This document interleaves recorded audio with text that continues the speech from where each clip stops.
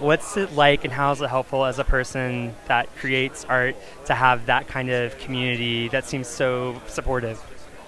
I don't I don't think I could do it any other way, really. I feel that my collaborators are what make the movie. I write for people.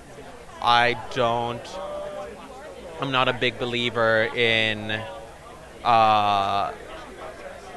like the way that in the like big machinations of Hollywood and making a movie that way. I like working with friends, and I love working with people whose talents I know and who I believe in me, and I feel like I keep adding to the family. And yeah, I felt completely seen by what Tilda said. Yeah. You're so musically talented, and you're also so funny. And so, as a sort of creative polymath, if you will, I was just curious, how do you make sure you nurture all the different parts of your creativity? Oh my gosh, I mean, we live in a world where you have to have 5,000 jobs, right? Like I'm a freelance employee.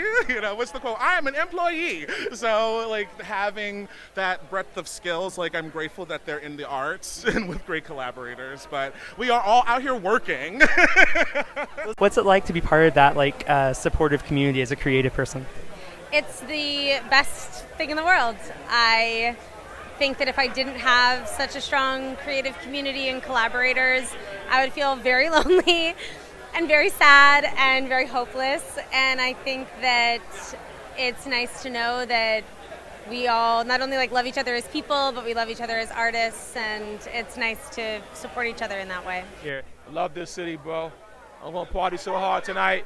Only thing I want to say is that if I do party hard, and if somehow I end up passed out on the street, please return me home. I will. I can write your name on Sharpie. I write my number underneath so someone has to call me. Put a sticker on me with my address and make sure I get home. How could people prepare themselves for the creative confluence of Julio Torres and Tilda Swinton? I think just, take a lot of deep breaths and relax and just be open to anything happening.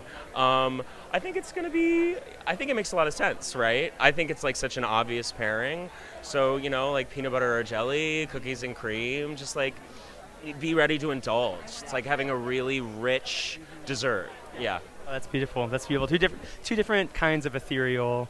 Sure. Yeah, but there's in the Venn diagram there's some sort of delicious overlap there in the middle. Yeah. Okay, that's good. I like where we're going with the food metaphors. Yeah, that's good. I'm hungry, I guess. Yeah, I guess that's where we're going with that. Sometimes it can feel hard to maintain that creativity and to sustain that kind of collective part of it.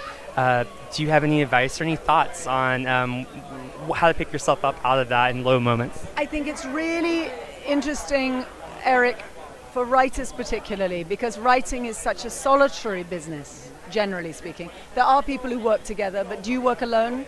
I work alone mostly, but I work in newspapers, so sometimes together. But okay.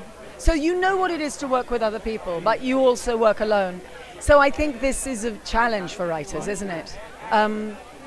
I suppose just keep in a web, keep connected, stay connected with people who make you feel good, not people who are going to in any way undermine your confidence, and not also people who are going to give you an unrealistic expectation, but just people who you feel you can really be yourself with as much as you can. I think that's maybe, and you're in a paper that's, you have colleagues, and seek out the ones that make you feel good and ignore the ones that don't.